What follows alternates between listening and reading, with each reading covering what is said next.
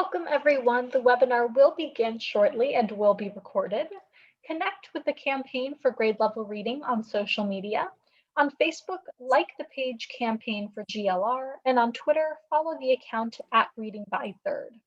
Please use hashtag #LearningTuesdays and tag us to tweet anything you learn from today's webinar, and we'll be sure to retweet. We encourage you to share your questions, reflections, and observations on social media. Once again, the webinar will begin shortly and will be recorded.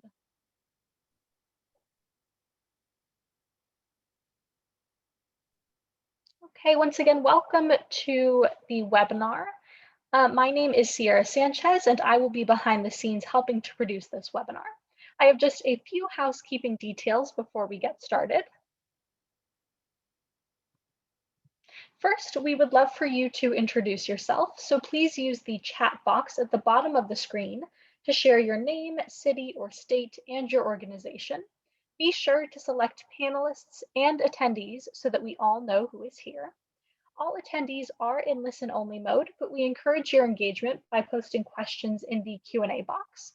We will dedicate the last portion of the webinar to respond to the questions you post during the discussion. This webinar is being recorded, and a link to the recording will be emailed to all who registered. And we are streaming this webinar on our Facebook Live page. All resources that you see shared as links in the chat will be compiled and shared in a follow-up email to all webinar registrants, and materials are accessible on GLR's Community Learning for Impact and Improvement platform, aka CLIP. Please take 30 seconds to create an account if you haven't yet, so that you do not miss the bios, slides, and other materials from today's session. Lastly, we will be posting a brief on-screen evaluation during Q&A and highly encourage you to respond.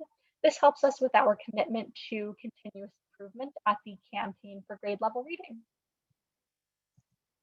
Lastly, before we start, I would just like to call your attention to our upcoming GLR Learning Tuesdays webinars, including sessions in our regular 3 p.m. Eastern time slot and frequent sessions in this earlier 12:30 time slot as well.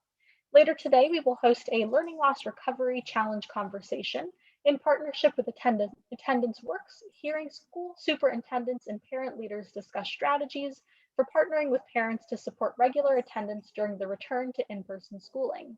We will continue the focus on EdTech next week, exploring how we can fully leverage the power of technology to transform and accelerate learning for the millions of students who have missed out on learning opportunities and instructional time during the pandemic. We will wrap up March with 2 sessions. One, a new peer exchange engaging state and community coalitions in conversation around the strategy of learning pods, and an afternoon session in partnership with Overdeck, exploring strategies for strengthening connections between home and school. Registration links for these upcoming GLR Learning Tuesday sessions will be posted in the chat box for you to register and learn more information. Joining you now is Sarah Torian, a consultant with the Campaign for Grade Level Reading. Thank you and enjoy the webinar. Thank you, Sierra, and welcome everyone. Thank you so much for joining us for today's Funder to Funder conversation, Making It Real, Philanthropic Strategies for Promoting Parents as Essential Partners. This is the 9th in our relatively new series of funder-focused conversations that we launched last summer in response to requests from state and local funders for more opportunities for learning with and from other funders, and for exploring the potential for increased collaboration and co-investment. Today's conversation is a great example and opportunity to learn together as education philanthropy works to ensure parents and families are positioned as essential partners in their children's education and as leaders in education reform efforts. Decades of research and lots of lived experience confirm that parents are the secret sauce to their children's success. Kids thrive when their parents have a meaningful role in their education, and schools are much stronger when they work in close partnership with parents and communities. This past year, with its many challenges, has underscored the importance of close partnership between home, school, and community. And as we think about how to reach, support, and engage all of those children who were most affected by the pandemic, and as we work to address the systemic issues in the education system to ensure that all children have an equitable opportunity to succeed, we know that parents and families must be a central part of those efforts. But how? What does that look like? And what role can philanthropy play in promoting parent-led and community-demanded action? Those are some of the questions that we're going to explore in today's conversation. And to begin that conversation, I'm incredibly honored to welcome and introduce our panel for today. First, I'd like to welcome Liane Morrison. Liane is the director of the United for Schools program at Mile High United Way. At Mile High since 2016, Liane previously co-founded and led the grassroots nonprofit Great Education Colorado to advocate for permanent change in how Colorado invests in schools and children. She's filling in today for Christine Bonero, the president and CEO at Mile High United Way, who had an unexpected family emergency. But welcome, Liane. Thank you so much for joining us. Also joining us today is Alex Cortez. Alex is a managing partner in the education portfolio at New Profit, a Boston-based national venture philanthropy. Alex has worked for 16 years in the nonprofit sector, including various roles with the KIP network of nonprofit public charter schools and as a nonprofit consultant with the Bridgespan Group. And he currently serves on the Massachusetts State Board of Education. Welcome, Alex. I'd also like to welcome and introduce Romy Drucker. Romy is a deputy director for the K-12 education program at the Walton Family Foundation. Previously, Romy co-founded and was CEO of the 74 Education News Organization and served in a number of senior roles in the New York City Department of Education and at the Fund for Public Schools. Welcome, Romy. And finally, I'd like to welcome Ambika Kapur. Ambika is a program officer with Carnegie Corporation's education program, where she manages the public understanding portfolio. Ambika oversees Carnegie's grant making aimed at engaging parents, communities, teachers, and policymakers in understanding and demanding changes in education that ensure that all students develop the knowledge, skills, and dispositions they need for future success. So welcome, Ambika. Thank you all for joining us for today's conversation. Alex, I'd like to start with you. You joined us for a GLR Learning Tuesdays session last month when you offered up some thoughts about how education philanthropy can promote parent power to advance a more effective and equitable education system. So I thought to set the context for today's conversation, I'd invite you to share that framework that you've developed to illustrate how philanthropy can create actionable demand and parent power. Wonderful, thank you. Thank you to the campaign, and thank you to all of you who are joining us today. As Sarah mentioned, I work at New Profit. We are a Boston-based venture philanthropy that works deeply with a set of social entrepreneurs to advance opportunity, advance social justice and equity, and increasingly support efforts to dismantle undemocratic systems of power, including at times in education. Sarah, if you want to advance to the next slide. As Sarah had mentioned, I used to be in consulting. You're never a former consultant. You are at best a recovering consultant. So I sort of really rely on PowerPoint. So please, thank you for indulging me. When I arrived at New Profit about 7 years ago, one of the questions that we started asking ourselves is, we've been supporting these great education innovations, but we're not seeing them scale to systems. Why? And what can we do about it? And it sent me and the organization on a journey of learning and unlearning, which we're still on. And really sort of to the first bullet on the slide, I think where we've arrived is that over the past 3 decades, education entrepreneurs, students, and parents, and by parents, we mean any adult who is a caregiver of the education and future of a child, have demonstrated that with the right innovations, all children can learn and succeed. But I think we've also discovered, go to the next bullet, that the supply of these education innovations can't reach its full potential because of political and policy barriers that inhibit what I call actionable demand. Now, I deliberately use the term actionable demand because there's widespread latent demand that exists for grade schools in all communities. All communities care equally about the education and future of their children, which is probably not something I have to say to this audience, but as I've discovered in my last 7 years, there are strains of implicit and sometimes explicit bias towards the parents and the communities we purport to serve.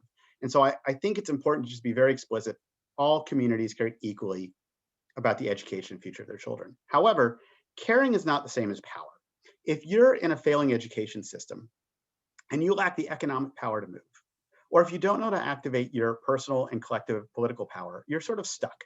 And so for me, Going from latent demand to actionable demand, therefore, is unapologetically about power, and specifically how we in philanthropy and in education in general can support efforts that inform and organize parents so they can exercise their innate power, be it individually or collectively, to create and sustain change. And if we go to the next slide, this is how I think the various strategies play out.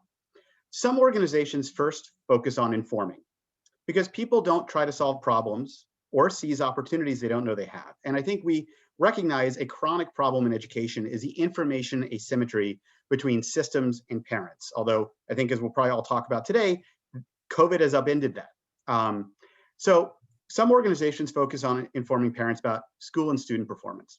What does a good school look like? And are you getting that? Some inform on education policies and politics. What are the systemic drivers in that disconnect between the school you want and perhaps the school you're getting? And third, there's informing on practices to support learning and action. And then informing has innate value. Some organizations take it a step further and organize. They will organize parents as individuals. They will organize them as an organized community. And for a subset, they'll organize them as leaders of that community. And so when parents are informed and organized, they can exercise their innate power through 4 strategies. The first is exercising their power as partners in education, be that through schools that want that partnership or through out-of-school resources. Second is exercising the power of choice, and not just the choice between schools, which I think is often where we're very preoccupied in ed reform, but the myriad of choices you make on behalf of your child within a school. And both those strategies are really around how you get the most out of the existing system. The third strategy is when parents exercise the power of their collective voice through issue campaigns.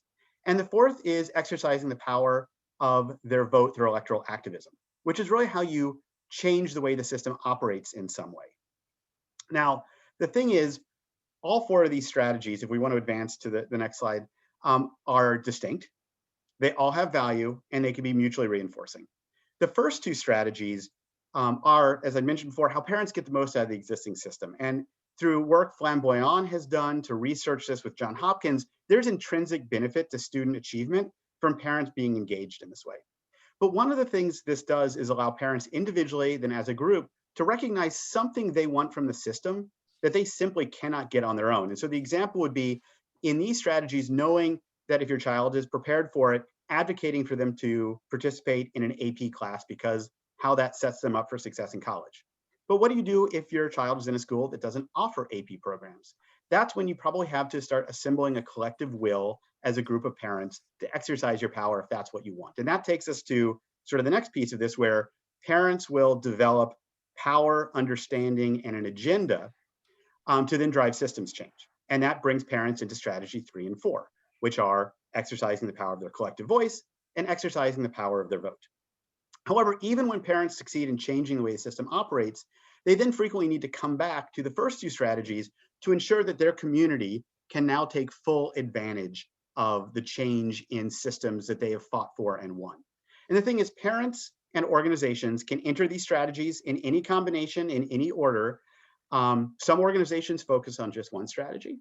Some organizations focus on a combination or all. I would say 3 last trends, and then we'll wrap up on this, is some organizations start in strategy 1 and 2, and when they're working with thousands of parents who keep coming to them with the same challenges about something in the system that doesn't work, it raises a moment for that organization to decide, is it going to support those parents or help those parents build their new organization to take on collective voice or electoral vote campaigns? That's trend 1. Trend 2, a lot of organizations will jump right to collective voice. And that's great if they have relationships with parents. But unfortunately, there are a lot of education systems and even education nonprofits who don't really have authentic relationships with parents. And so they suddenly will come to parents and say, we want you to do a campaign with us. And those parents aren't going to do that if they're not being treated with respect and dignity and not having a say in what that agenda is. And so I see a lot of organizations who want to go right to 3, but then need to back up and address their biases and mindsets about 1 and 2. And then the last trend on this is a lot of organizations in strategy 3 are recognizing that inevitably they're going to have to get more involved in electoral activism.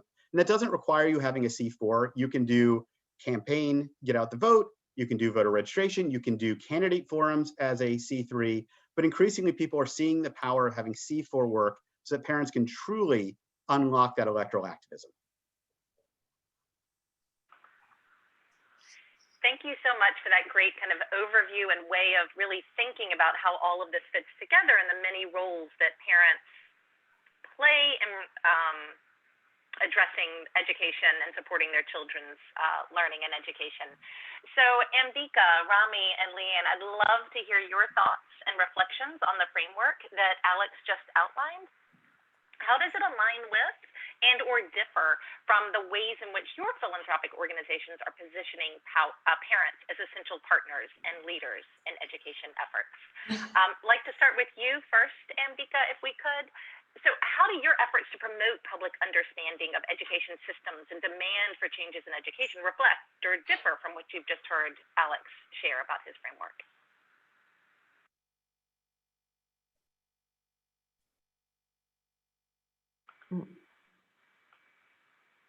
Ambika, I think you're still on mute. I'm sorry. I just unmuted myself. Sorry about that. I just wanted to say thanks, Sarah, and thank you to everyone else who's joined the webinar today. I'm looking forward to our discussion. Alex, thank you for sharing your framework. We've talked a lot about it, and there's so many similarities in how we define our work and think about our strategy at Carnegie. I would just sort of add, I think, parents as essential partners is a key component of our public understanding strategy. I would just sort of add, the partnership piece between home and school. Our strategy is grounded in that bridging that gap between home and school. At Carnegie, as Sarah said, I lead a portfolio called Public Understanding. Within this portfolio, we make investments in efforts to engage stakeholders. And the stakeholders include families, students, educators as meaningful partners in supporting equitable access to high quality student learning. We believe that we need all these perspectives at the table if we are to create and advocate for the kind of student-centered learning experiences that allow all students, and this is how it aligns to our larger education program strategy, to master academic content aligned with the standards, gain future-ready knowledge, skills, and dispositions, and succeed in post-secondary learning and careers. We believe that investing in families and parents is an essential and crucial part of this process. For all the reasons that Sarah said and Alex alluded to, when families are empowered as true partners in their children's education, students thrive, schools are stronger, and the whole community benefits. And that's really why we fund programs to bridge the gap between home and school. We want families to have access to the information they need to support their children's learning, and then for them to be able to act as sort of effective advocates for change. I want to move to the next slide, please. I know this is a lot on here, but I just wanted to sort of put it in there. This is how to engage families. These are like 4 strategies that we are grant making in 4 buckets of 4 strategies that we sort of employ at the foundation or think about. One is around services. We invest in programs or activities that provide direct services to target audiences, which is families. You might have heard of like web-based tools or mobile apps that support families in various languages and how their kids are actually performing. There are examples like Family Engagement Lab or Talking Points and some other tech-based tools. Another category is advocacy. Investments in work in this bucket look at ways how we can sort of advance educational equity, particularly in behalf of underserved low-income families. And we support parent leadership and community organizing efforts. Some grantees in this space are Innovate Public Schools in California and Go Public Schools. Moving on to the next bucket, we have another category, research and development. We support investments in learning more about like how actually research can support or show that when families are engaged in their children's education, we see greater student achievement. We have also funded nonprofit organizations that, like for example, Power My Learning, to support their family playlist app, that we can actually see results of when you actually have an intervention, that you see greater student achievement. Lastly, we have a category of philanthropic infrastructure. And this is really not just to connect with other funders around how we might support a family engagement at a national level, but this is really looking at supporting networks of statewide family engagement centers where they can sort of serve as a hub of expertise, learning, and innovation. So I'll stop here. So there are many connections with what Alex says, but somehow you'll notice, I'm sure when we have our discussion, we all come at it slightly differently. But I think the essential part is that the essential piece is that when families and school systems, or families and teachers connect, we see greater student achievement. Thank you for that, Ambika. Yeah, it's interesting to see the connections and the slight variances in the ways that each of you approach it. Love to turn to you now, Romy, if we could. I know that the Walton Family Foundation just released its new 5-year strategic plan last month, I think. So what can you share about how that new strategic plan aligns with, differs from the framework that Alex just shared?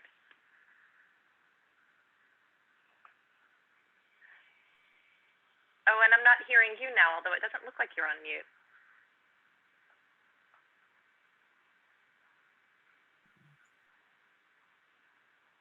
Is your phone on mute? Okay. We'll give her just a second. If there's some issues, we might turn to Liane. Oh. Was that you, Romy? Are you able to hear me now?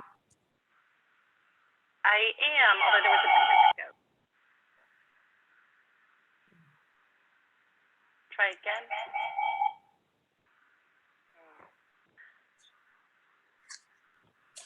Is this better? Let me mute myself. Okay, can you hear me now? Great. Well, it's not a webinar during the pandemic if there's not some major technical glitch. So today it was me, tomorrow it will be you. I am so sorry for that, everybody, and we did have a tech check before this. Anyway, I am Romy Drucker from the Walton Family Foundation. I am thrilled to be here today with Alex, Ambika, Liane, and the campaign to talk about our work a little bit, and I will be brief.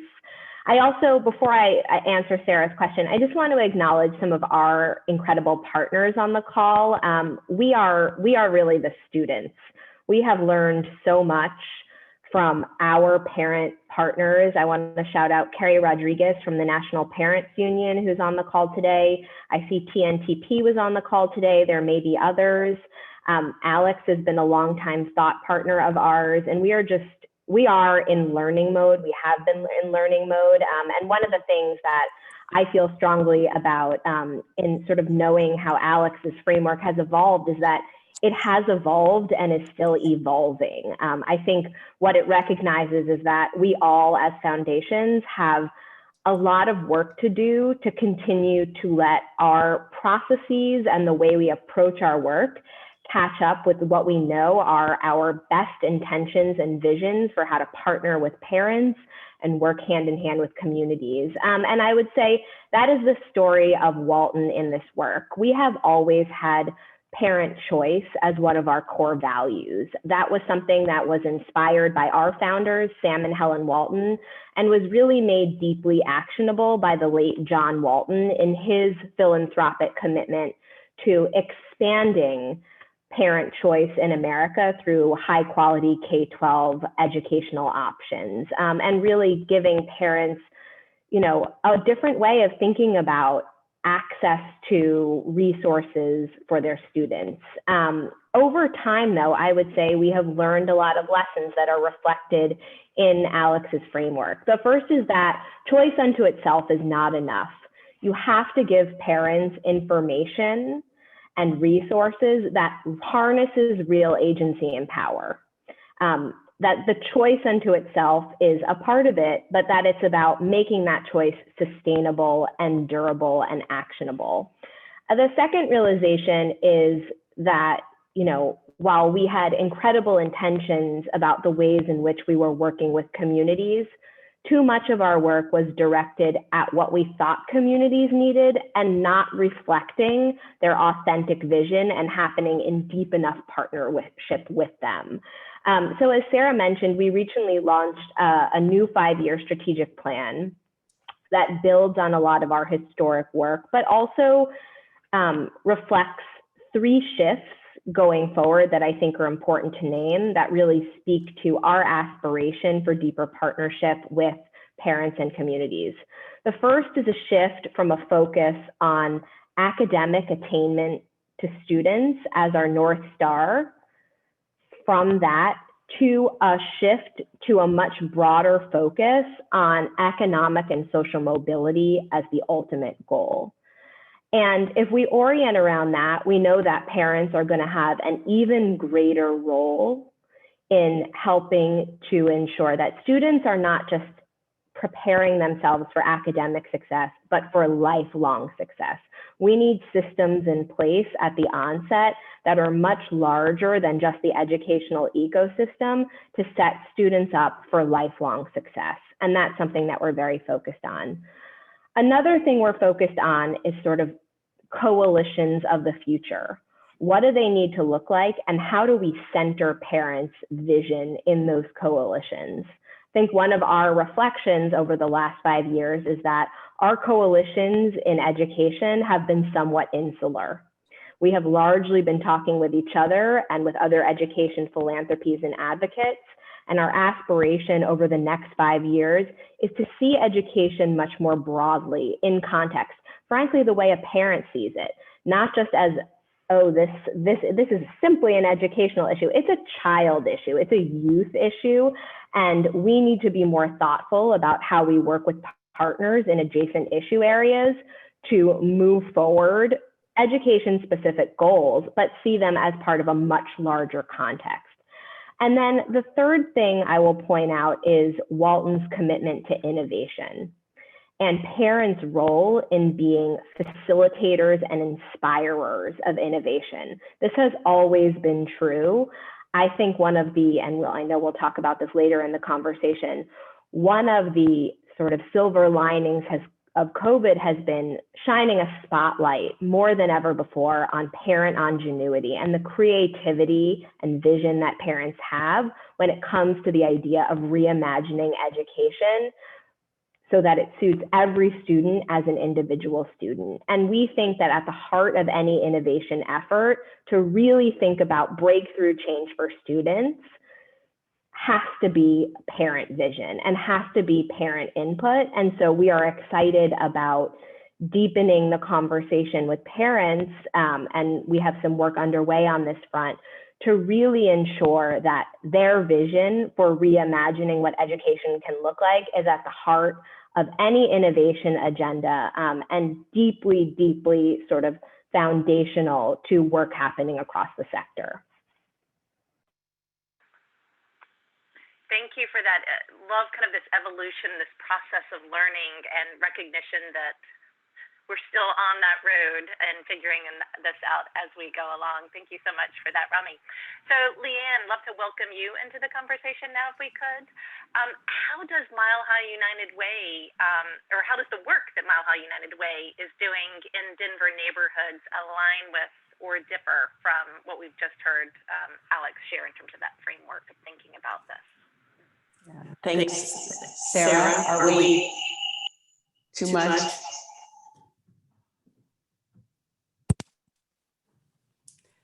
How is this? Improved. Okay. Feels like a lot of feedback on my front. The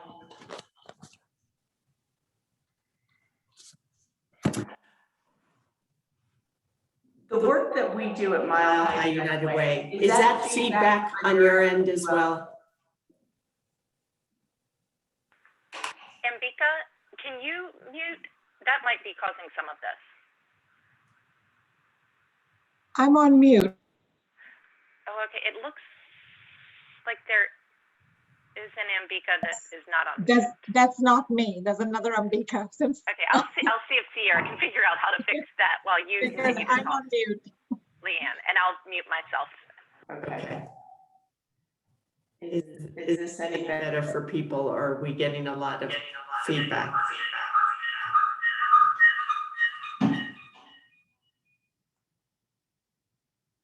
Better? No.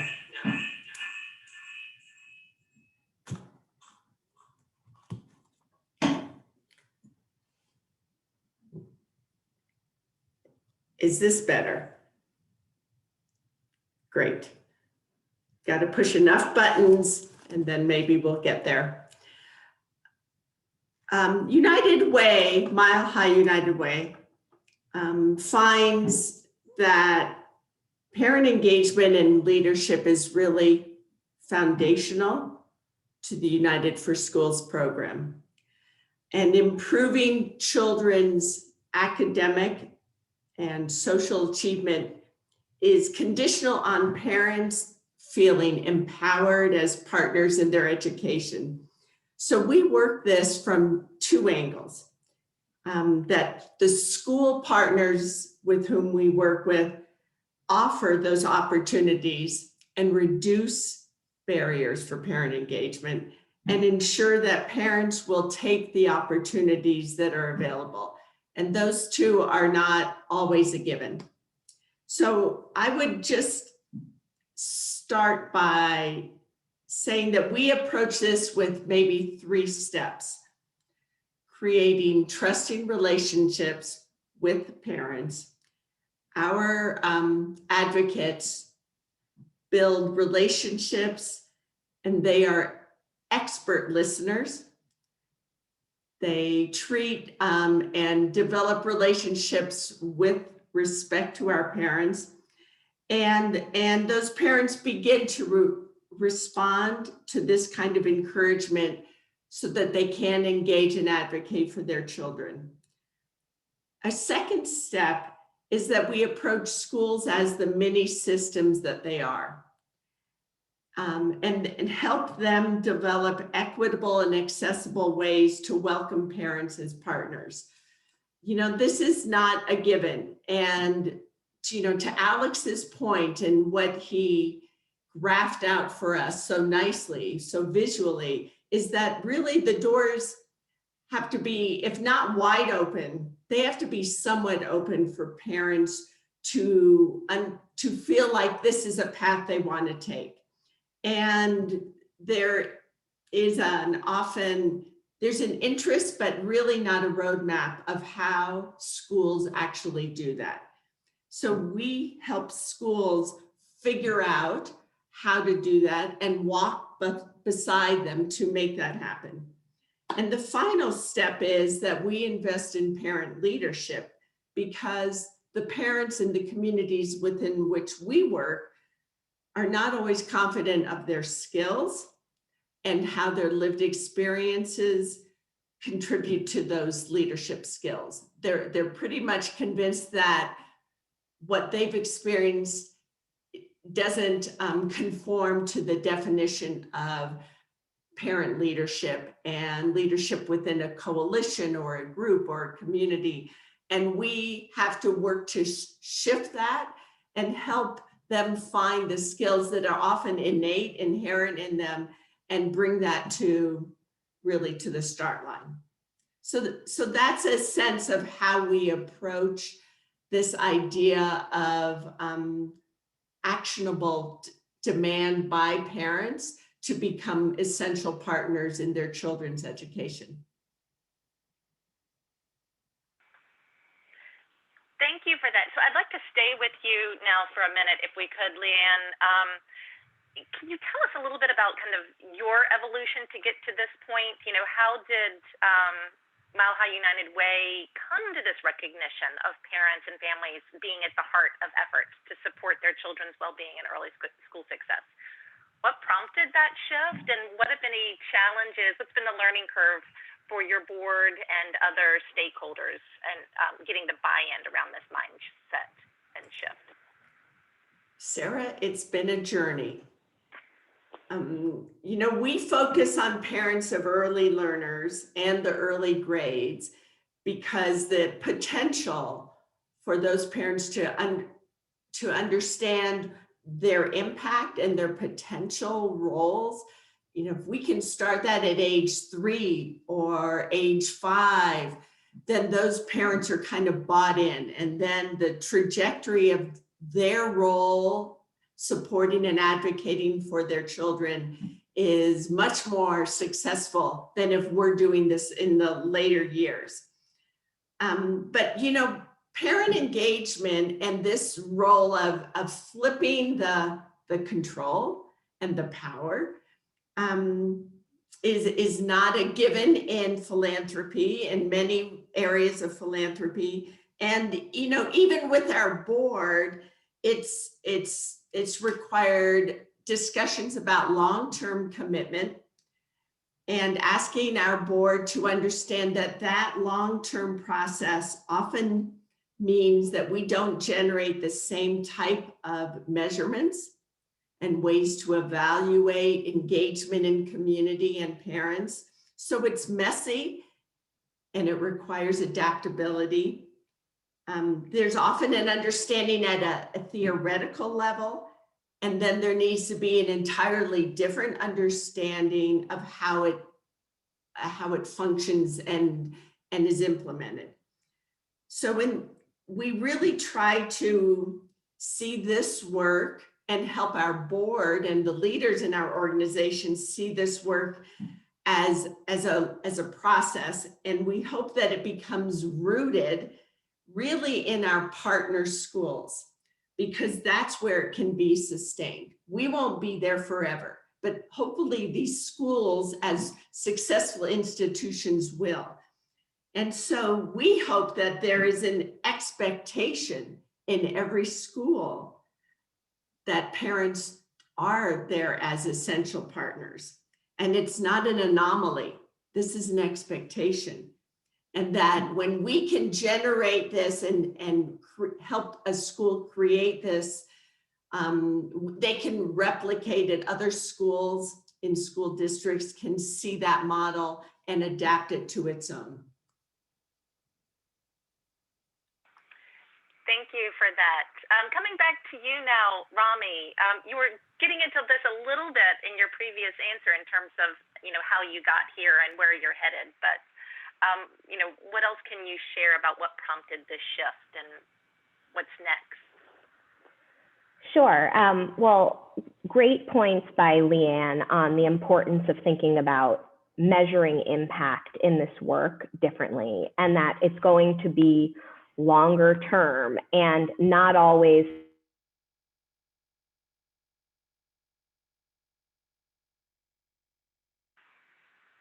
Oh dear, you just froze there. Romy, are you still with us? Is a couple of things. One is a focus on helping to elevate parent voice.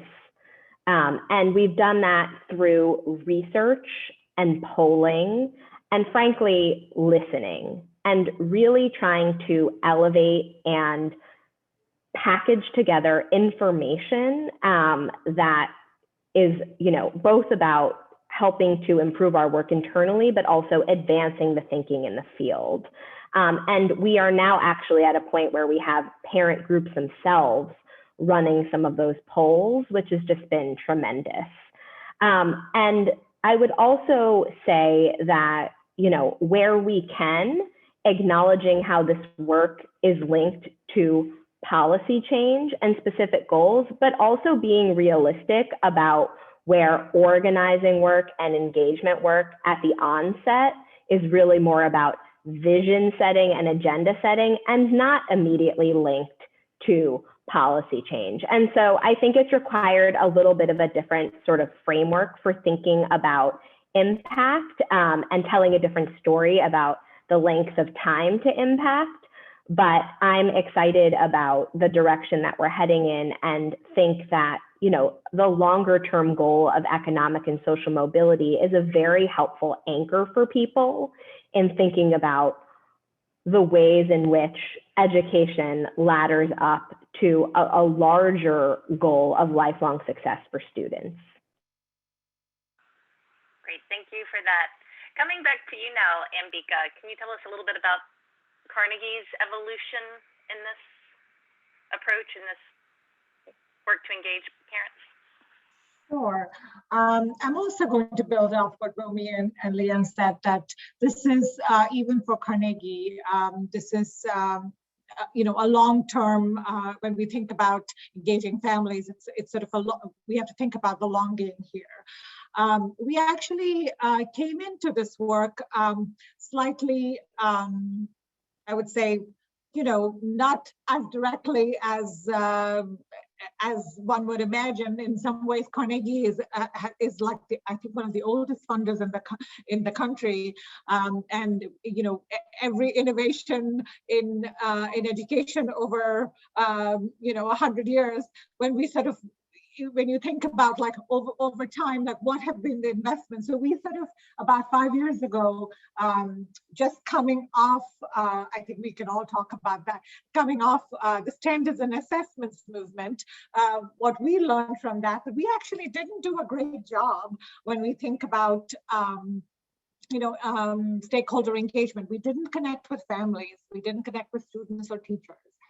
So when we did a self-review of our grant making then and looked back at the corporation's history, you know, funding innovations in the supply side in education, every new innovative idea, we had supported efforts, but very little on the demand side. So we made an effort to sort of create this portfolio called Public Understanding to build stakeholder engagement. But what did it mean to connect with families? We were new. We had to learn from, you know, who is doing work out there? How do we connect with families? How do we know what families really want? So we actually, before we did even crafted a strategy, we actually did a landscape analysis of, as funders do, of family and community engagement in the space. And we put out a survey, did some conversations with other funders in the space. And what we really found was that there was a lot of investment at that time, this is now 5 years ago, around parent leadership, power, and advocacy, but very little around listening. And it was great to hear Romy talk about that. Alex mentioned it, Liane too. We need to listen to families first. So that's when we sort of started thinking about our strategy. We were like, let's do some listening. Let's learn from communities and families what their needs are before we sort of think about our strategy. And that's what we did for the first couple of years.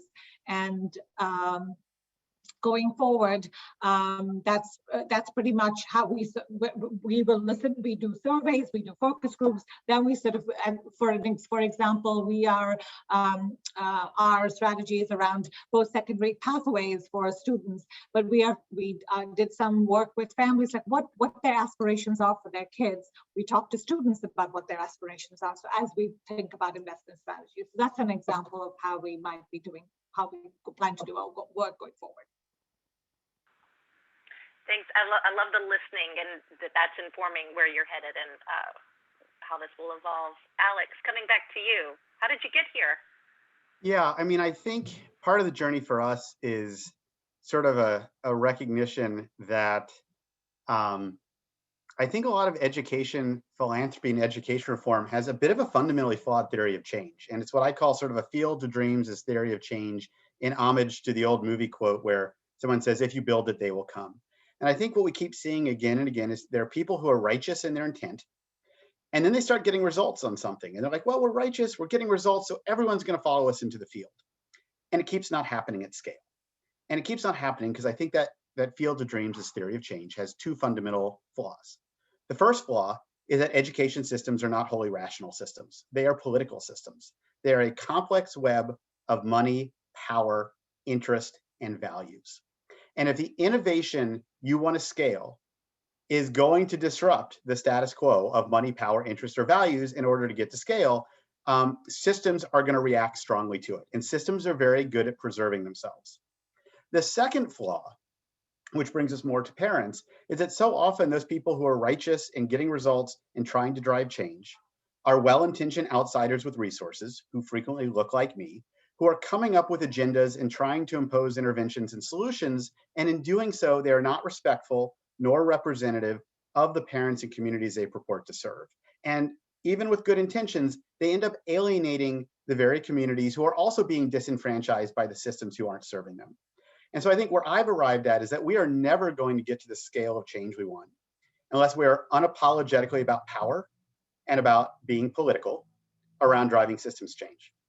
And we will never succeed at driving systems change unless we in philanthropy and education, be it reform or in general, interrogate and really change our biases and mindsets around parents and communities, understand the innate dignity of their power, make space for them to exercise that power, which doesn't mean we don't do anything. As one person said to me, stepping back does not mean you don't still step up.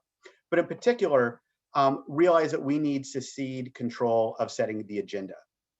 Because when you impose an agenda on someone, that is a form of oppression. And that's not an easy thing to say. It's something I probably couldn't have articulated a year ago, which means it makes me wonder what I can't articulate now that I might learn in the next year. But I think it's something we need to really recognize in order to really sort of change our behavior. And it really does start with us changing our mindsets. And part of that is not how we invite parents to our table. It's actually the hard work we need to do to earn trust with parents and communities so they invite us to their table to be a part of their agenda and their community for change, which again is starting by respecting and recognizing the power they have, and where we need to limit our well-intentioned desire to try and control everything. And that's a lot of hard work for philanthropy. One, I think we do need to invest in doing that directly with communities. We also do have secret weapons, and those are parent organizing groups who already have the trust and credibility and lead communities. So Carrie Rodriguez's group, United National Parent Union, PAVE in DC, Faith Acts for Education in Connecticut, Innovate Public Schools in Go, and Parent Revolution in California. The list goes on. Those are groups that have done the hard work to build credibility and representation in leading communities. If we want to understand what communities want, they are the fastest route for us to listen and learn and be responsive because they already have that credibility. And frankly, right now, we don't. And then just the last thing I would say is one of the things at New Profit that we are exploring is how we bring parents more formally into our due diligence and investment selection process. So we just finished a due diligence process where we recruited and hired and paid parents. And that pay part is very important. We should never be asking parents to do anything for free. We need to honor the importance and the value of their time and expertise.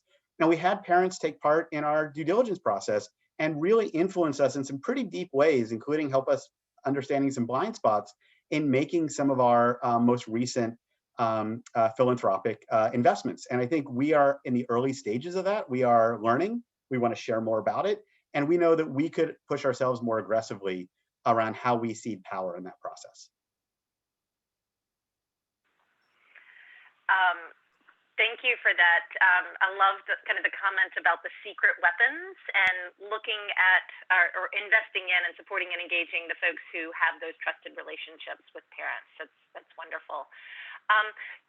So all of you, the panelists, we are just hit the 1-year anniversary of a really tough past year. COVID has changed nearly everything about families' engagement with schools and their children's education. So I'd love to hear a little bit about the impact of the past year and COVID-19 on your philanthropic organization's focus on parents and communities. And then also, if there are any silver linings that have come out of the past year, and if so, in terms of engaging and supporting parents. as essential partners and leaders? And if so, how those can be sustained post-pandemic? And so for that, I'd love to start with you first, if we could, Romy. Great. Well, it's a big question. And first, I'll just start by celebrating all the parents on the call who, parents have just done amazing things over the last year. And everybody who is a parent just went through an experience with their child and had a proximity to their child's education that is unlike maybe one they've ever had before, no matter how involved you were in your child's education, to have them learning under your wing. And what we're seeing in some of the research that we're supporting, and specifically a February poll conducted by the National Parents Union, is a real intentionality around parents desiring to reimagine education, to think differently about it, about what's possible as a result of it, and be part of the ideas generation process to really figure out, as Alex was saying, what is the agenda? What is the community vision for what is possible? And this experience is informing, it is informing every aspect of our work. It is helping us to think about the role that parents play in seeding and participating in innovation within the system and outside of it. And I want to mention one endeavor that we funded recently called the Vela Fund. It was a partnership with the Charles Koch Institute that was putting resources into the hands of parent groups and school innovation groups. As a result of the fund, we supported more than 450 grantees ranging from parents to educators to entrepreneurs with ideas around how to keep kids learning during COVID. So it resulted in everything from really interesting high-dose tutoring models to learning pods to experiential learning, sort of activity-based programs that could be done in a safe, COVID-friendly way. We think that sort of funding is just starting to flourish. And there's a lot more that we think is possible to fund the parent and educator entrepreneurs out there who are working in deep partnership with their communities to help ideas like that grow and scale. So that's one sort of piece of it. And I would just say that, I think we will continue, our focus right now is trying to figure out what we take from this experience and carry into and make sustainable in our work.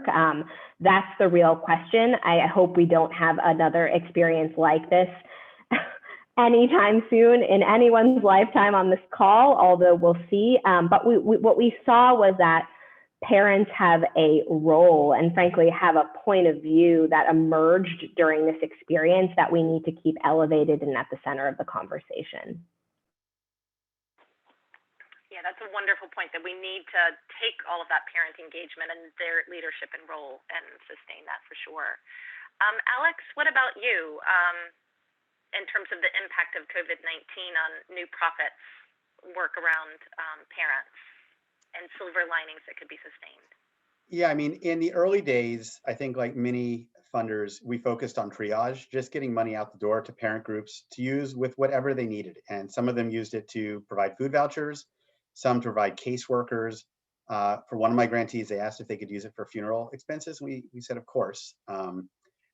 Two, I think we've seen parent groups become education groups. And so I think about organizations like Oakland Reach, which has basically created its own school system, and it's quite amazing. And I think parent groups have realized in communities where schools basically abandoned their families, they were going to step in, and they had relationships. And I think what's been interesting is parent groups who have both provided triage support and education support are honoring that they're meeting the needs of parents where they are, but it's also building a base of political support and infrastructure power. And we are in this awful COVID time, but as Jeremy Bird, the former lead organizer for the Obama campaign, once said, there's no such thing as online or offline organizing. They're simply organizing. And so parent groups have continued to organize. They've done house meetings, they've done trainings, they've done candidate forums. they are finding ways to continue to help parents activate and express their power to those in authority. And in some ways, interestingly, it's reduced barriers to participation. And whereas you used to have meetings where hundreds of parents would show up with t-shirts to show solidarity and power, they're now showing up with Zoom backgrounds as a similar expression of solidarity and power. But I do think, this has been, this is the year we're starting at last March. Parents started seeing what learning was like for their kids. And for many of them, it was a real rude awakening. Parents have seen which school systems are there for their kids, which have struggled and which have not succeeded. They have discovered other avenues of support, be it online resources, Khan Academy, charter schools making their stuff available, parent groups making stuff available. Their kids have been in a completely chaotic and inequitable experiment in personalized learning, but they're seeing where their kids respond well to distance learning, where they don't, where they can do self-directed, where they need help. And they've had to continue to do this for the most part over this last year and probably through part of the summer. So I think when schools reopen, some parents aren't going to send their kids back. Some who do, and there will be many, of course, who do, some who do are going to have a level of agency about not only what their kids need, but what they've been able to do because they've had to, and what that means about their relationship and maybe change in loyalty towards school systems. And I think they're going to express their power. And to one of the questions in the Q&A, just to preempt that question, I think systems that will engage with parents will find parents will pick up shovels and build new transformative school systems together if those systems respect parents and acknowledge that parents should have a critical say in the agenda. For school systems that won't, I think they'll find that there's a whole host of parents organized by groups we've talked about here who are going to pick up pitchforks and they're going to exert their power to pressure changes on systems that aren't responsive to their kids' needs. And I think school systems will need to face that choice. Do they want parents as partners with shovels, or do they want parents expressing their power in opposition? Powerful metaphor. Thanks for that. Liane, turning to you in terms of the work in Denver, what impact has COVID-19 had on Mile High United Way, and what, if any, silver linings are you trying to sustain beyond the pandemic? The families and the communities that we try to support really have needed triage. We support the most under-resourced neighborhoods in our metro area, and they have and continue to need economic and financial stability in order to be able to prioritize their children's education. If you don't know if you're going to remain in the same apartment in 2 weeks, it's really hard to figure out how your 3 children at home are engaging remotely in school. So we addressed the pandemic from a triage perspective. We need to first meet the basic needs of these families. And then we were able to hear, because we do listen, that the remote learning and hybrid learning was presenting an enormous challenge to our families. That digital access that is required is another hurdle to their children's education. So our approach was not only stabilizing families economically, but then we recognized we had to bridge the digital divide. So we approached that with, laptops and devices, providing internet access, and what we also heard as we listened is parent technology training. Our parents have felt completely disempowered with remote schooling, and that they cannot assist their child with their schoolwork. They cannot communicate with the teacher readily. There's technology problems, as we all found just today, that always pop up, and parents feel completely helpless. This does nothing to promote them as feeling like they're essential partners in their parents, in their children's education, and really prompt them to feel like, my voice is important. So we work at that, foundational level by creating videos, tech training videos in 4 languages right now, and that's accompanied by one-on-one tutoring. This is really just to help move those parents into a place where they can use the digital tools that we're all referencing. And as my fellow panelists have acknowledged, there's been some creative openings for parents, but I'll tell you that the families that we work with, they see only closed doors until we can open the digital angles, that we can stabilize them and give them the mental and emotional space to feel like they can do this.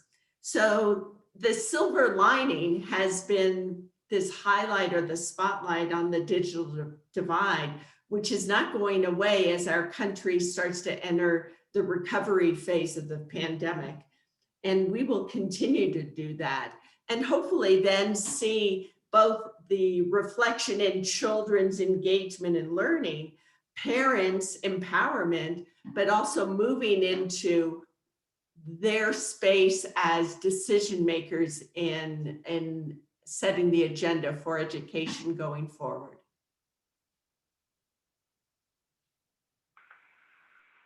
Thank you, Liane. That tech support piece is so important. It's not just the connectivity and the devices, although that is critical, but building the capacity of parents to utilize and leverage that.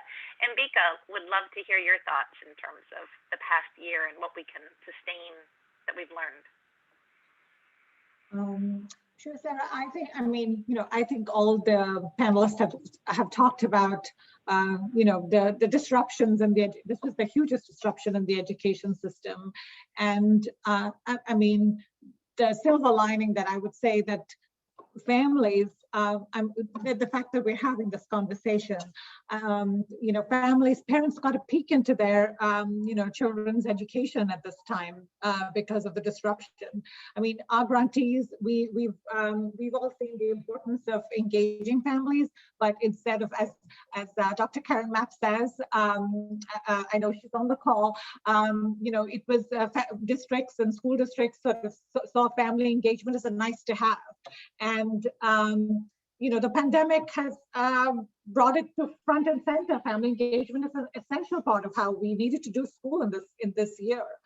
And parents did, for all the reasons that everyone else talked about, had to do over and above, manage their jobs, healthcare and everything else, and at the same time help their kids with school.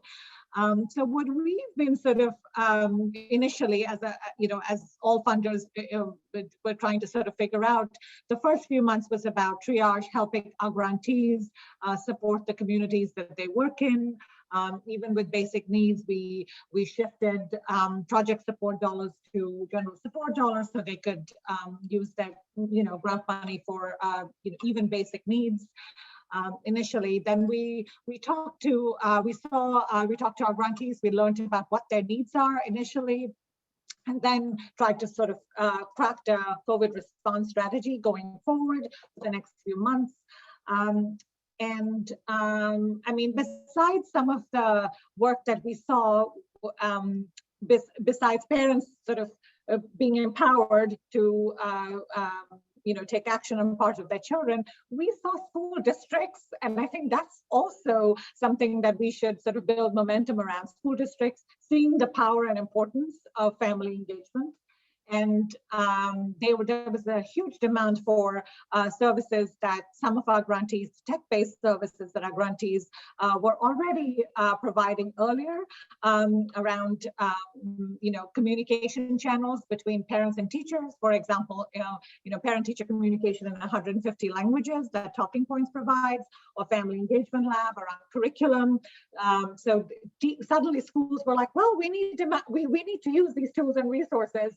And earlier, our grant money was sort of supporting some of these efforts, but now there was a huge demand suddenly. But what we hope is that this effort is sustainable and stays, and school districts see this as a priority going forward. I mean, what we also saw, some of the other things that some districts that did had family engagement strategies did a better job with connecting with their families, but the ones who hadn't or didn't, there was very little learning happening. So this pandemic has brought a lot of things to bear, but we have a lot to do going forward. And hopefully it seems like the ones that did not have deeper family engagement will see the success of those that did and will try to follow suit. And those that have discovered these resources will take ongoing advantage of them moving forward. So I know that from the planning conversations with each of you, I know that you all are already working together in this work, and a couple of you have had another webinar together earlier today as proof of that.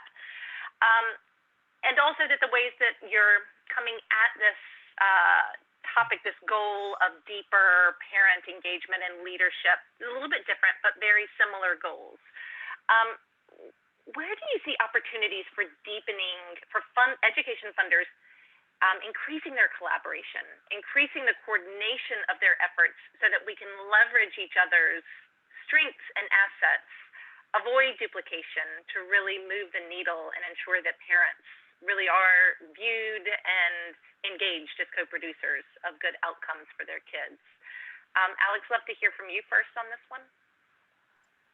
Yes, I'll try to be quick. Yeah, funder collaboration, it's always a journey.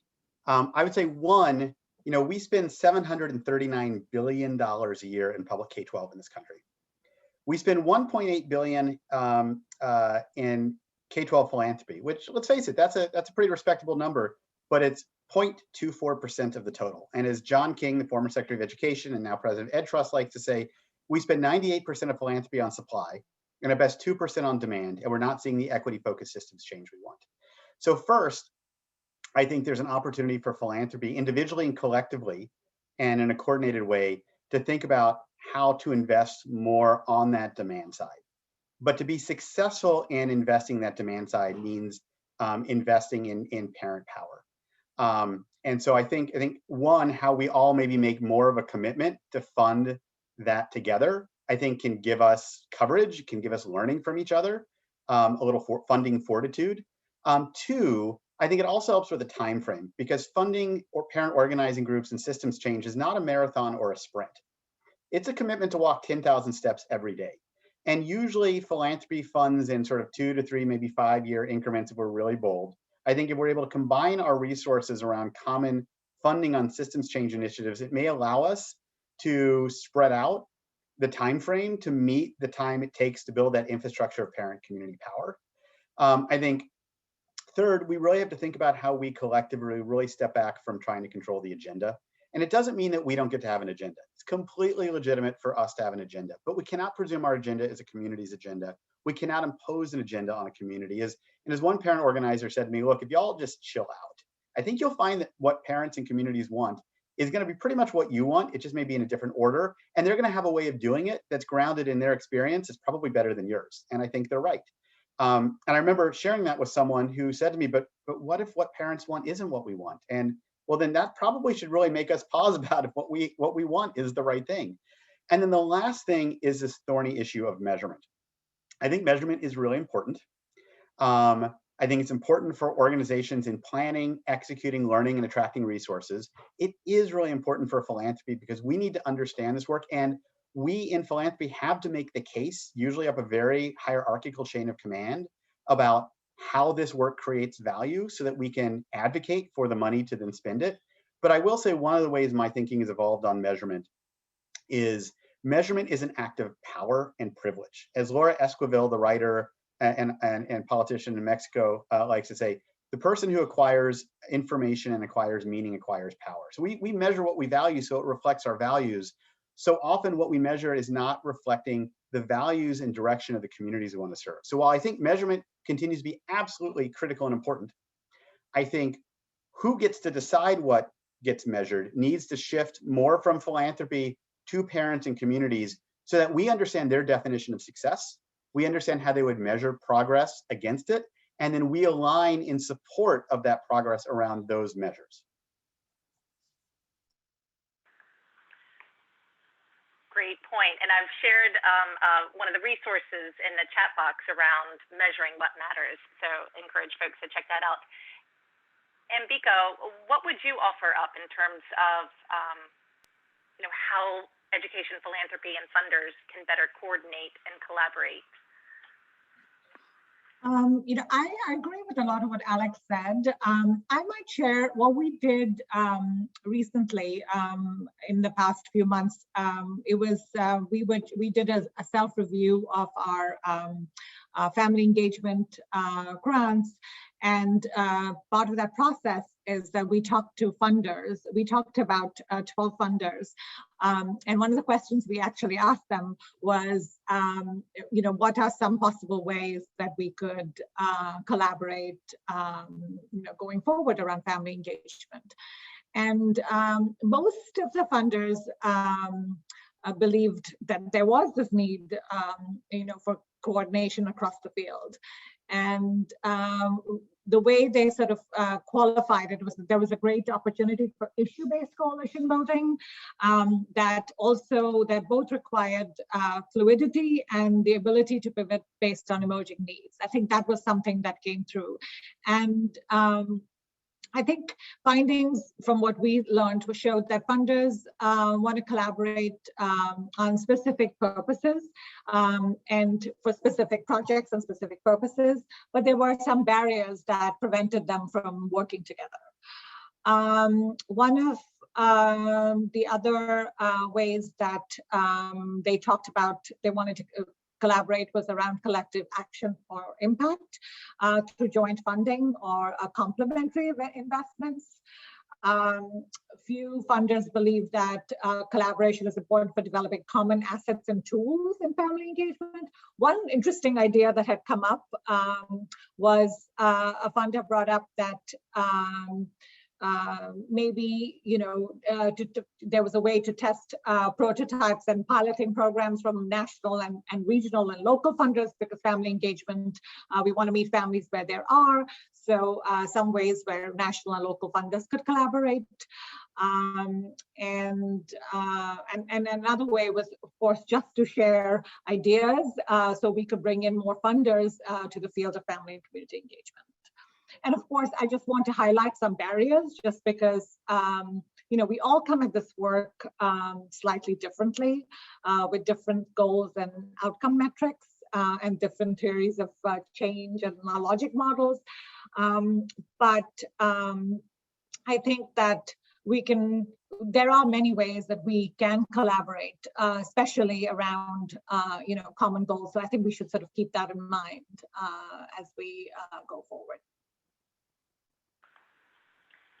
Thank you. Romy, what are your thoughts in terms of opportunities for increasing this collaboration and coordination to leverage each other's assets? Well, my question for the funders on the call is how we can work together to unlock and direct some of the public funding available in ways that reflects families' values and visions. As Alex said, philanthropy is but a small, although sizable, portion of the total education spending. Just last week, Congress approved $130 billion in the stimulus package for K-12 education. That's not including additional funding for the digital divide and some other provisions. That is a lot of money, and I know every single person on this call shares a conviction that it would go to the highest need students, the highest needs communities, students with disabilities, and that it should reflect what families want in terms of their children's education. So how do we work together as funders to facilitate that kind of advocacy when it comes to the way that public funding is distributed?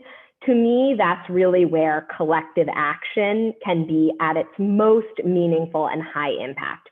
We can do co-funding together and make grants side by side, and that's terrific. And we certainly see amplification effects when we do that. And I love coordinating with our partners in the field, but I think the real big idea is working together with our parent advocates out there to unlock public funding in ways that, again, really reflects families' values and visions. And I think we should be starting now. I think the stimulus package is an opportunity to really figure out how we do a different kind of advocacy within our own states and communities to ensure that those dollars are spent on the students and communities who can benefit from them the most. So I'm excited about maybe brainstorming with others on that question. We have some work underway in this space. And so if anyone is interested in that kind of advocacy work, feel free to reach out. We are always looking for partners to be part of our coalition in the states and communities where we're working. Thank you. Great point that both you and Alex made in terms of the public investment and how, the opportunity funders to really leverage and make sure it's used in the most effective ways and serving the kids who need it the most. And thank you for offering your contact information. We'll share that in the follow-up email that will go out to all registrants so that we can really kind of connect these dots and work together. Liane, love to hear your thoughts on this question in terms of deepening collaboration and coordination across education funders. I get so excited listening to my colleagues here. The thought about public funding and thinking of how we don't think in opposition or us and them, but how we spur some really creative discussions and collaboration is something that I think that conversation should continue. When we consider the part or the roles that schools and school districts play in this current system, it's very clear to me that they need a lot more capacity. Even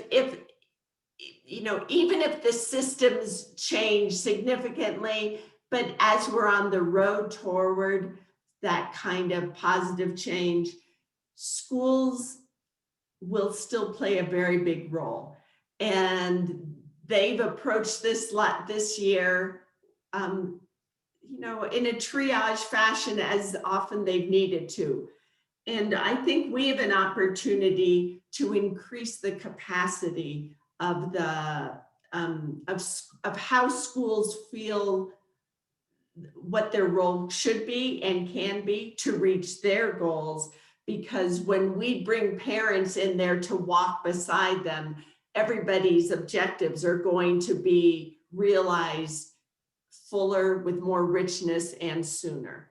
So the opportunity to do that and weave that into the points that Alex, Romy, and Ambika have made, I think could potentially be the silver and maybe even gold lining, as we look forward. Thanks for this opportunity. Thank you. I know there have been a number of questions being posted in the Q&A box throughout this conversation, and want to turn to some of those and engage all of the panelists to come back on as we review those and discuss them together. There have actually been a couple that are asking about kind of community schools and that community schools model, and wondering how well they address that framework that you shared earlier, Alex, in terms of the various roles that parents play and the ways to support parents in playing those roles. And then also, and wondering if they, struggle with a bit of that field of dreams kind of challenge around, that keeps them from being scaled more broadly. And then again, another person asked in terms of, when in defining community, family, and general stakeholder engagement, and the whole community thinking about dual capacity model in promoting engaging around community schools models. So if you want to take a first stab at that, Alex, and I'd love to hear others. Yeah, 2 points real quick. First, I find people regularly ask, well, what do you do when communities don't have a common voice? Well, why should they have a unified voice? Heck, my family can't agree on things most nights, and I think they just heard me say that. Democracy is messy. Communities aren't going to agree. What I'm interested in is a school system and community where parents have equal power in that democratic process to express and advocate for their values for their children and for their system. And of course, that's going to be messy. That's not a bad thing. The problem we have right now is most parents are disenfranchised. And by the way, that is not about silencing the few parents who have a lot of agency and loud voice. They're completely allowed to. I want every other parent to have that. And so I think community schools need to have grounded in their DNA sort of the dignity of that democratic process. And I think schools can do it. I think the challenge is if you have a school that's been created and over years or decades, it has developed a bias of presuming that parents are a problem and not a solution, then they are not going to respect and listen to parents. And I will just share one quick example. It is out of the charter world, but in California in Redwood City, parents organized with a parent organizing group over 18 months because they were dissatisfied with their school systems, and they actually forced a school board vote that allowed 2 charter schools to open, a KIPP school and a rocket ship school. And I've interviewed the leaders of those schools, and they'll say, this is not my school. This is the community school. I'm here because of them. You know, those parents have a role in hiring teachers. They have a role in crafting the direction of the school. And then you talk to the parents and they will talk about those school principals like they are their adopted sons and daughters, because they are unified in a vision of a good school. The school is responsive.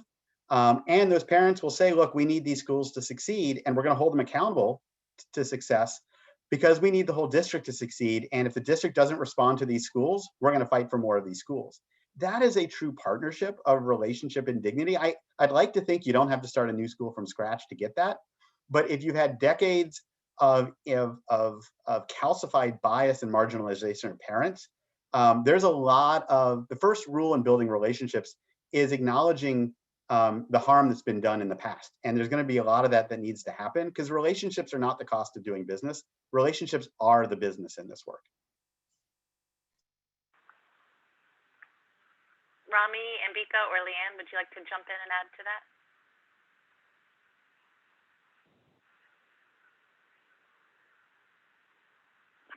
Okay. So one person was asking about, let's see, where this is. So Emma Starr was asking, how do we design programs, research, and policies that sustain this exciting momentum from parents without placing an undue burden on parents, especially mothers? We've seen, you know, in the past year, as families have had to take on so much of their children's learning and have shown incredible ingenuity and creativity and agency, but there's also been a burden. So how can we kind of sustain that momentum, but also recognizing the fact that parents have 24 hours in a day and lots of other responsibilities as well? So any thoughts on that? I would say by making it easier for parents to access the resources they need. I think that, you know, we are all familiar with some of the barriers that our own organizations can sometimes be part of putting in place. Now, as Alex noted earlier on the call, accountability is really important. But in these moments in particular of urgency, when we perhaps sometimes bring the barriers down a bit, what do we learn about who resources are flowing out to and how quickly they're flowing that can then be applied to future grant making?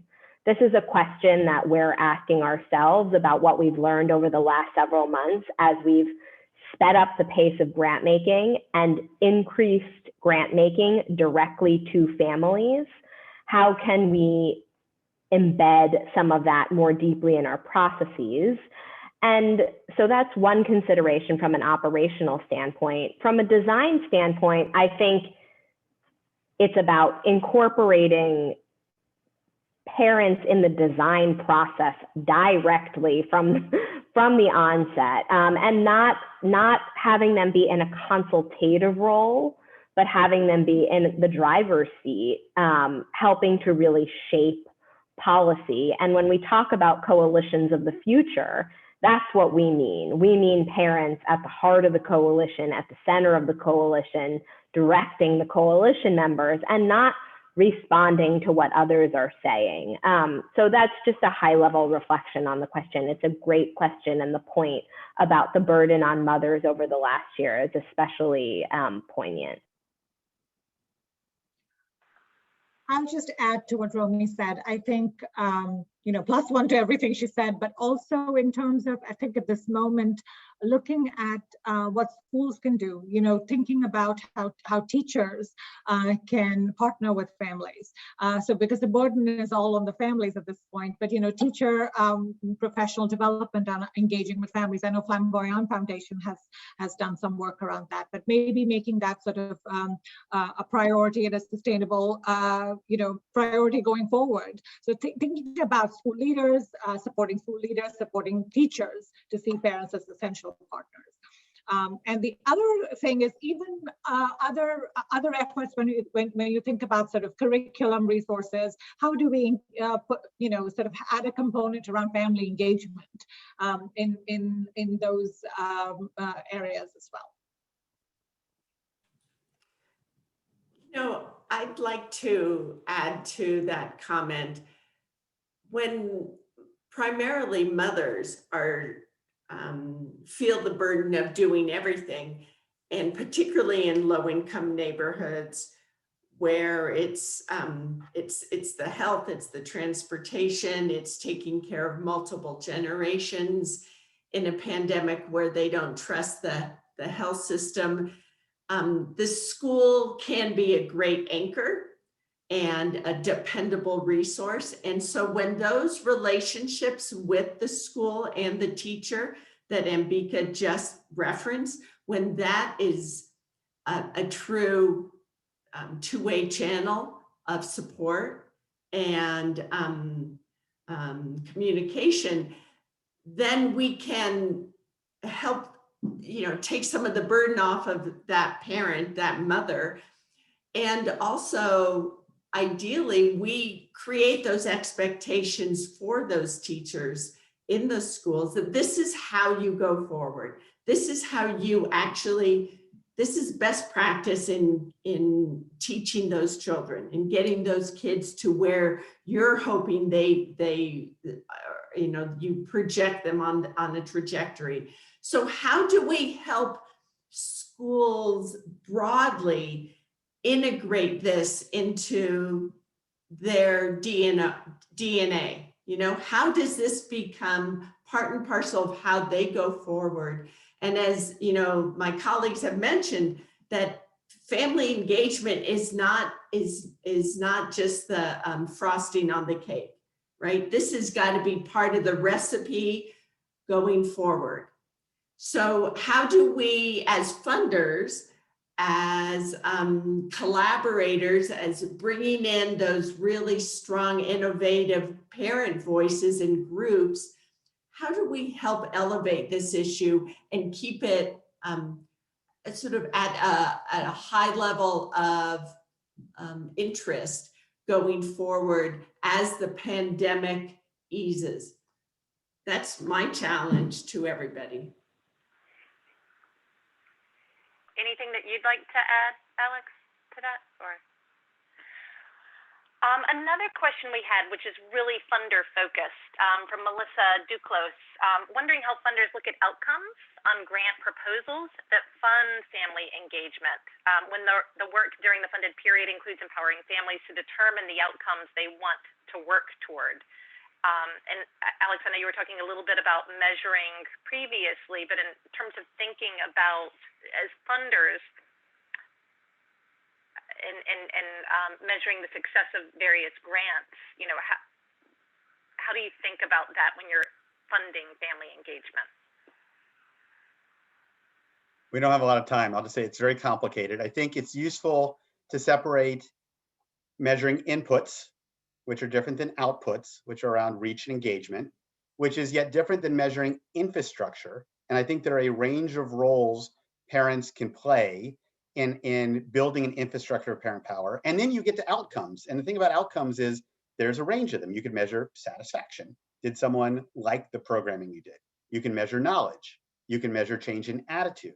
Do they have a change in their belief about their system or themselves or their power? You can measure a change in action. And then only after that, you can choose to measure a change in student behavior of some type. And so it's just all to say, it's very complicated. Those are very different measures. They're all important. It's really important not to confuse them. And as I've learned, it's really important to think about how to define them. And for some of them, set targets. A target is different than a measure, in conjunction with the parents and communities and parent organizing groups you're working with. So it's not a philanthropic top-down imposition, but it's really a co-creation led by their definition of victory. Before we turn to somebody else to answer, just wanted to flag that we did just post the survey poll previously on your screen, so please take a moment to fill that out.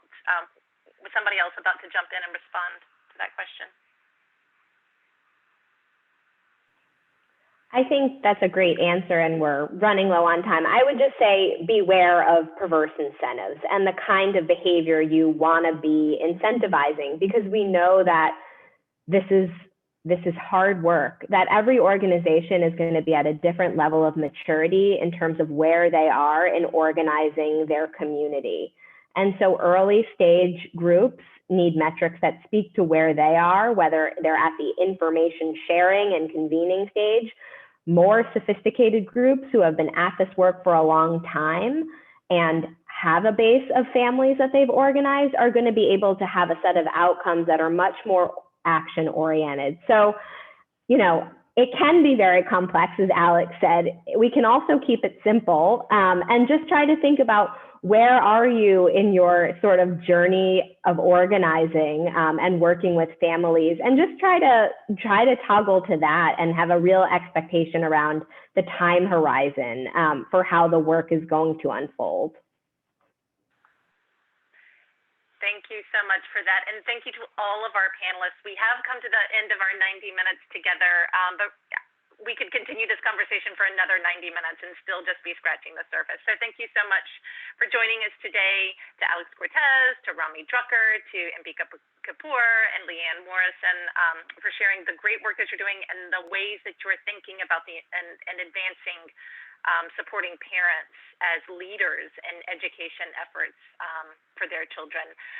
And thank you to everyone who's joined in with us today. I hope you'll tune back in just an hour for the next GLR Learning Tuesday session later on this afternoon, when we'll be hearing from folks at Attendance Works, as well as superintendents and parent leaders thinking about how to support regular attendance as children and families transition back to in-person schooling. And then, as you can see on the screen, we've got a number of great sessions coming up in the coming weeks, and I hope you'll continue to join us for all of those.